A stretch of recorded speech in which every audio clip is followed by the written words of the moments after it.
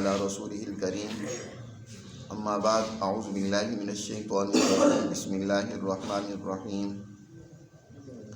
یا ایھا الذین آمنوا لا تلہکم اموالکم ولا اولادکم عن ذکر اللہ ومن يفعل ذلك فاولئک هم الخاسرون وانفقوا مما رزقناکم من قبل ان یأتی احدکم الموت فیقول رب لولا اخرتنی الی اجل قریب فأصدق وأكن من الصالحين ولن يؤخر الله نفسا إذا جاء أجلها والله خبير بما تعملون صدق اللہ العظیم۔ یہ سورۃ المنافقون کا آخری رکوع ہے۔ اس سورہ مبارکہ میں روحانی امراض میں سے سب سے بڑا مرض نفاق، اس کی حقیقت اور اس کے اسباب کو بیان کیا تھا۔ منافق آدمی، اس کا رویہ اور کردار کیسا بن جاتا ہے، اور وہ کس طریقے سے نہ صرف عام معاشرے کے لیے بلکہ خود اپنی ذات کا وہ کیسا دشمن بن جاتا ہے اور اپنی اس روحانی ترقی اور کامیابی کے راستے میں کیسے کیسے غلط رویے اپنا لیتا ہے۔ اس دوسرے رکوع کے اندر منافقت کے جو اصل اسباب اور محرکات ہیں اور ان کا جو علاج ہے اس کو بیان کیا گیا۔ یاد رکھیں، نفاق بہت ہی خطرناک بیماری ہے۔ کئی مرتبہ تو ایسا ہوتا ہے کہ انسان اپنے آپ کو منافق سمجھ ہی نہیں رہا ہوتا، وہ سمجھ رہا ہوتا ہے کہ میں مخلص مومن ہوں، لیکن در حقیقت اس کا رویہ وہ منافقوں والا ہوتا ہے۔ اور آہستہ آہستہ جب وہ رویہ پختہ ہو جاتا ہے اور اس کی زندگی کا حصہ بن جاتا ہے تو اس کا شمار بھی منافقوں میں ہوتا ہے۔ قرآن مجید نے ایسے منافقوں کا بھی تذکرہ کیا ہے کہ جو اپنے آپ کو سمجھتے تو مصلح ہیں، کہتے ہیں انما نحن مصلحون، ہم تو یہ جو کچھ کر رہے ہیں ہمارے پیش نظر اصلاح ہے، معاشرے کی خیرخواہی اور ہمدردی ہے، ہم تو چاہتے ہیں لڑائی بھڑائی نہ ہو، جنگ اور قتال وغیرہ کی نوبت نہ پہنچے، مسلمانوں کی بھی جان بچے اور اسی طرح دوسروں کو بھی نقصان نہ پہنچے، ہم تو اصلاح کے خواہش مند ہیں۔ لیکن قرآن کہتے ہیں الا انہم هم المفسدون، یہ سوچ تو اصلاح کی رکھے ہوئے ہیں یا یہ بات تو اصلاح کی کر رہے ہیں، لیکن حقیقت میں یہ بہت بڑے فسادی ہیں۔ ان کے اس عمل سے فساد اور خرابی بڑھے گی۔ الا انہم هم المفسدون ولکن لا یشعرون، اور اپنے اس فساد کا انہیں شعور بھی نہیں ہے، پتہ ہی بھی نہیں ہے۔ تو اس سے معلوم ہوا کہ کئی مرتبہ ایسا ہوتا ہے کہ منافقت کا علم بھی انسان کو نہیں ہوتا کہ وہ منافق ہے۔ قرآن کہہ رہا ہے ان کو اس کا شعور بھی نہیں ہے، سمجھ بھی نہیں ہے کہ یہ کیا کر رہے ہیں۔ اس لیے یاد رکھو، سب سے زیادہ انسان کی تعلیم و تربیت کا جو ذریعہ ہے وہ قرآن مقدس ہے۔ قرآن سے جو انسان کی فکر اور اس کی سوچ کے زاویے درست ہوتے ہیں، کسی اور چیز سے وہ درست نہیں ہوتے ہیں۔ اس لیے قرآن مجید کا بڑی گہرائی کے ساتھ مطالعہ، اس کو سمجھنا اور اس کی آیات میں غور و فکر کرنا، یہ منافقت کا علاج ہے۔ منافقت در حقیقت دو چیزوں سے پیدا ہوتی ہے۔ ایک تو یہ ہے کہ انسان کے اندر مال کی محبت پیدا ہو جائے۔ مال کی محبت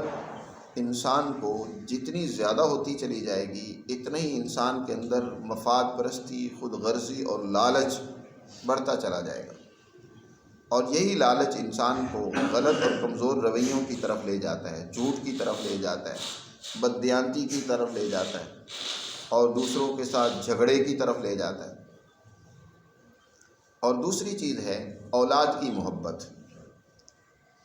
اولاد کی خاطر انسان وہ کچھ کر لیتا ہے جو اسے نہیں کرنا چاہیے، غلط راستہ اختیار کرتا ہے اپنی اولاد کی ترقی کے لیے اور اولاد کا مستقبل بنانے کے لیے۔ نبی کریم صلی اللہ علیہ وسلم نے کتنی پیاری اور جامع نصیحت ارشاد فرمائی۔ آپ نے فرمایا وہ بڑا ہی بے وقوف انسان ہے کہ جو اپنی آخرت برباد کر کے دوسروں کی زندگی بنانے میں لگا ہوا ہے، غلط اور ناجائز راستہ اس نے اپنا رکھا ہے اور لگا ہوا ہے اس فکر میں کہ دوسرے، یعنی چاہے اس کی اولاد ہے، وہ اس کی ذات تو نہیں ہے، اپنی آخرت برباد کر رہا ہے اور دوسروں کی زندگیاں بنانے میں لگا ہوا ہے، جائز ناجائز ہر طرح کا مال اکٹھا کرنے میں لگا ہوا ہے کہ میرے بچوں کا مستقبل بن جائے، ان کی پراپرٹی بن جائے، ان کی جائیدادیں بڑھ جائیں، اور خود اپنے آپ کو اس نے جہنم کا ایندھن بنا رکھا ہے، نہ اپنی اصلاح کی فکر اس کے لیے وقت نکال رہا ہے، نہ اس کو دیکھ رہا ہے کہ میں کون سا راستہ اختیار کر رہا ہوں، جائز راستہ اختیار کر رہا ہوں یا ناجائز راستہ اختیار کر رہا ہوں۔ آج عام طور پر آپ دیکھتے ہیں کہ اولادیں اپنے والدین کی نافرمان ہیں، جو ماں باپ اولاد کی تربیت پر توجہ نہیں دیتی، ان کے حلال کی فکر نہیں کرتی، بس ان کی خواہشات پوری کرنے میں مگن ہے، یہی اولاد عام طور پر اپنے والدین کی دنیا میں بھی تکلیف کا باعث بنتی ہے، ان کو اذیت پہنچاتی ہے، ان کی آنکھوں کے سامنے ان کی جائیدادیں جو ہیں، ان کے جو بغیر محنت کے حاصل ہونے والی دولت ہوتی ہے، اس کی کوئی قدر نہیں ہوتی ہے، گلچھڑے اڑاتے ہیں، اس کو ضائع کرتے ہیں، عیاشی میں لگاتے ہیں، اور والدین کی پرواہ نہیں ہوتی۔ تو اولاد کی محبت اور اسی طرح مال کی محبت، یہ دونوں چیزیں اللہ کی یاد سے، یعنی قرآن مقدس سے انسان کو غافل بنا دیتی ہیں، اور پھر آہستہ یہی منافقت کا باعث بنتا ہے۔ اللہ تعالیٰ نے فرمایا، اے ایمان والو، لا تلہکم اموالکم ولا اولادکم عن ذکر اللہ، تمہیں غافل نہ کر دیں تمہارا مال اور تمہاری اولادیں اللہ کے ذکر سے۔ لا تلہکم، الہا عربی میں کہتے ہیں ہر ایسے کام کو جس میں پڑھ کر انسان اپنی تربیت، اپنی تعلیم اور اپنی آخرت کی تیاری کے حوالے سے وہ غافل ہو جائے۔ مثلا ایک انسان ٹائم پاس کے لیے کسی کھیل میں لگا ہوا ہے، حالانکہ وہ وقت اتنا قیمتی ہے کہ اسی کے ذریعے سے وہ اپنی آخرت کو بنا سکتا ہے، ایسے بہت سارے کام کر سکتا ہے جس کے ذریعے سے اس کے اپنے اندر کوئی خیر اور خوبی پیدا ہو۔ قرآن کو سمجھنے کے لیے وہ وقت بہترین ہوتا ہے، خاص طور پر وہ وقت جو جوانی کا ہوتا ہے، جو جوانی کے آغاز کا ہوتا ہے، وہ وقت انتہائی قیمتی ہوتا ہے کہ اس وقت میں انسان اللہ کے قرآن کو سمجھنا چاہے تو بہت کچھ سمجھ سکتا ہے، لیکن ایک انسان ہے وہ غفلت میں مبتلا ہے، کھیل میں لگا ہوا ہے، یا اسی طرح آج کل ہمارے لہو کے اور بہت زیادہ ذرائع پیدا ہو گئے ہیں، جن میں سے سوشل میڈیا ہے کہ ہر وقت میڈیا کے آگے بیٹھے فضول تبصرے چل رہے ہیں، سیاسی تبصرے چل رہے ہیں، ادھر ادھر کی باتیں چل رہی ہیں، بجائے اس کے کہ وہ اپنا وقت قیمتی بنائے اور اس کے ذریعے سے اپنی آخرت کو وہ سنوار سکتا ہے اور اپنی تربیت کا انتظام کر سکتا ہے، لیکن نہیں۔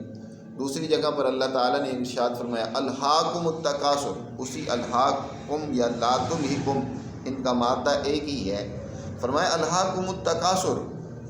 مال کی کثرت اور بہتات نے تمہیں غفلت میں ڈال رکھا ہے کہ آج تم اس فکر میں پڑے ہوئے کہ زیادہ سے زیادہ مال میرے پاس جمع ہونا چاہیے، زیادہ سے زیادہ میری پراپرٹی ہونی چاہیے۔ اس باہر جو تلاوت کر رہے ہیں اس کو آہستہ کریں، تلاوت الہاکم التکاثر، کہ تمہیں تکاثر نے غفلت میں مبتلا کیا ہوا ہے، حتی زرتم المقابر، یہاں تک کہ تم قبر میں پہنچ جاؤ گے، یعنی موت تمہیں آ جائے گی اور تم غفلت میں مبتلا ہو۔ تو اس لیے غفلت انسان کے لیے بہت بڑا مرض ہے جو انسان کو منافقت کی طرف، خرابی کی طرف اور جرائم کی طرف لے جاتا ہے۔ نبی کریم صلی اللہ علیہ وسلم نے ارشاد فرمایا، ما کل وکفا خیر مما کثر والہا، کہ تھوڑا ہو تمہارے پاس، بقدر ضرورت ہو جس سے تمہاری ضرورتیں پوری ہو رہی ہوں، وکفا وہ خیر، تمہارے لیے بہت بہتر ہے اس سے جو ہو بہت زیادہ، لیکن والہا، اور تمہیں اللہ سے اور قرآن سے غافل کر دے۔ مال کی کثرت انسان کو غفلت میں مبتلا کر دیتی ہے، خواہشات میں مبتلا کر دیتی ہے۔ تو ایسی مال و دولت جو انسان کو غافل بنا دے اللہ سے، اس سے بچنا چاہیے، اس سے پناہ مانگنی چاہیے۔ تو فرمایا ایمان والو، تمہارے مال، تمہاری اولادیں عن ذکر اللہ، اللہ کے ذکر سے تمہیں غافل نہ بنا دیں۔ ذکر سے مراد یاد رکھو، جو پہلے بھی بات ہو چکی ہے، کہ سب سے بہترین ذکر اللہ کا قرآن ہے۔ یہاں بھی مراد قرآن ہی ہے کہ قرآن کو سمجھنے سے تم غافل ہو جاؤ۔ آج انسان کو کمانے کی فکر لگی ہوئی ہے اور اس کے لیے تھوڑا سا وقت بھی قرآن سمجھنے کے لیے نکالنا بڑا مشکل ہے۔ ہم اپنے بچوں کو ان کی مستقبل بنانے کے حوالے سے، ان کی سکول کی تعلیم کے حوالے سے تو ہم ان کے لیے بہت ان پر انویسٹ بھی کریں گے، خرچ بھی کریں گے، لیکن قرآن کے سمجھنے کے حوالے سے نہ ہم اپنی اولادوں کو اس حوالے سے تعلیم دیتے ہیں، نہ ان کو اس کی تربیت دیتے ہیں، نہ اس پر خرچ کرتے ہیں، نہ ان کا وقت اس حوالے سے نکالتے ہیں کہ چلو یار قرآن بھی سمجھو، کسی عالم کے پاس جاؤ، اللہ کا قرآن سیکھو۔ ہمارا درس ہوتا ہے، اس درس میں بھی ہم اپنے بچوں کو کتنا لاتے ہیں، خود کتنا وقت نکال کر بیٹھتے ہیں۔ یہ ہے اللہ سے اور اللہ کے ذکر سے غافل ہو جانا۔ فرمایا تمہارے مالوں میں پڑھ کر، مالوں کو جمع کرنے کی فکر میں لگ کر، یا اولاد کہ مستقبل بنانے کی فکر میں لگ کر، اللہ کے ذکر سے اے ایمان والو غفلت میں مبتلا نہ ہو جانا۔ اگر ایسا کرو گے تو یاد رکھو وَمَن يَفْعَلْ ذَلِكَ فَأُولَٰئِكَ هُمُ الْخَاسِرُونَ، جو اس طرح کرے گا اس سے بڑا نقصان اٹھانے والا کوئی نہیں ہے، وہی خسارے میں مبتلا ہونے والا ہے، وہی گھاٹا اور نقصان اٹھانے والا ہے، گھاٹے کا سودا کرنے والا ہے۔ اب اس کا علاج کیا ہے؟ کسی کے اندر مال کی محبت پیدا ہو گئی، نفاق آ رہا ہے، تو اس کا علاج یہ ہے کہ جس کی بنیاد پر دل کے اندر منافقت پیدا ہو رہی ہے، رویے کمزور ہو رہے ہیں، اللہ کے دین کے لیے قربانی کا جذبہ نہیں رہا، اس کے لیے اپنا وقت نکالنے کے لیے اس میں ہمت نہیں رہی، تو اس کا بہترین علاج ہی ہے، نفاق ہے تو اس کا علاج انفاق ہے، خرچ کرنا ہے اللہ کے راستے میں، اللہ کی مخلوق پر، اللہ کی بندوں پر، ان کی ضرورتوں کو پورا کرنے میں خرچ کرو۔ وَأَنفِقُوا مِمَّا رَزَقْنَاكُمْ، اور خرچ کرو اس مال میں سے جو ہم نے تم کو دیا، مِن قَبْلِ أَن يَأْتِيَ أَحَدَكُمُ الْمَوْتُ، پہلے اس سے یہ کہ تمہارے پاس موت آ جائے، فَيَقُولَ، اس وقت جب موت آئے گی، موت کے آثار اور علامات ظاہر ہوں گے، اس وقت انسان کہے گا رب لولا اخرتنی الی اجل قریب، اے میرے پروردگار مجھے تھوڑی سی مہلت دے دے، تھوڑا سا وقت اور مجھے دے دے، اب میں فاصدق واکن من الصالحین، اب تیرے راستے میں تیرے بندوں پر خرچ کر کے میں بڑا نیک بن جاؤں گا، بیوہ بن جاؤں گا، مجھے تھوڑا سا موقع مل جائے، فاصدق واکن من الصالحین۔ اللہ تعالیٰ ارشاد فرماتے ہیں وَلَن يُؤَخِّرَ اللَّهُ نَفْسًا إِذَا جَاءَ أَجَلُهَا، یاد رکھو ہرگز اللہ کسی نفس کو جب اس کی اجل اور موت کا وقت آ جاتا ہے پھر مہلت نہیں اس کو ملتی، اس کو زندگی میں اللہ نے بڑا موقع دیا، اور اس وقت کا خرچ کرنا کوئی سود مند بھی نہیں ہوتا، اب تو اس کا مال رہا ہی نہیں، اب تو وہ مال دوسروں کا بن گیا، جب اس کا مال تھا، اس کے پاس تھا، خرچ کر سکتا تھا، اس وقت اس نے خرچ نہیں کیا، اب تو وہ مر رہا ہے، دوسرے کے پاس جا رہا ہے وہ مال، وہ وراثت تقسیم ہو جائے گی، اب وہ کہتا ہے کہ میں خرچ کر کے نیک بن جاؤں، تو نہیں، اب اللہ اپنا قانون نہیں بدلے گا کہ اللہ تعالیٰ نے جو موت کے لیے قانون طے کیا ہے اس کو بدل کے اس کو موقع دے دیا جائے اس کے تھوڑے سے پیسوں کے لیے کہ یہ چلو خرچ کر لے۔ اللہ کسی کے پیسوں کا محتاج نہیں ہے، اللہ نے ایک اپنا قانون بنایا ہے، اس قانون کے تحت جب کسی کی موت کا وقت آ جاتا ہے تو پھر وہ قانون بدلتا نہیں، اس میں تاخیر نہیں ہوتی۔ وَلَن يُؤَخِّرَ اللَّهُ نَفْسًا إِذَا جَاءَ أَجَلُهَا وَاللَّهُ خَبِيرٌ بِمَا تَعْمَلُونَ، اور اللہ پوری طرح خبر رکھ رہا ہے جو تم عمل کر رہے ہو۔ اسی طرح یہاں تو یہ فرمایا کہ موت کا وقت آتا ہے تو اس وقت انسان کو فکر لائق ہوتی ہے، یار میں فلاں نیک بھی کام کر لوں، فلاں اچھا کام کر لوں، لیکن وہ موقع اور وقت کہاں ہوتا ہے۔ اسی طرح دوسری جگہ پر قرآن نے بیان فرمایا کہ کل قیامت کے دن بھی انسان بڑی افسوس اور حسرت سے کہے گا کاش دنیا میں تھوڑا سا اور رہ جاتا اور میں یہ نیک کام کر لیتا۔ اللہ تعالیٰ نے نبی کریم صلی اللہ علیہ وسلم نے فرمایا اغتنم خمسا قبل خمس،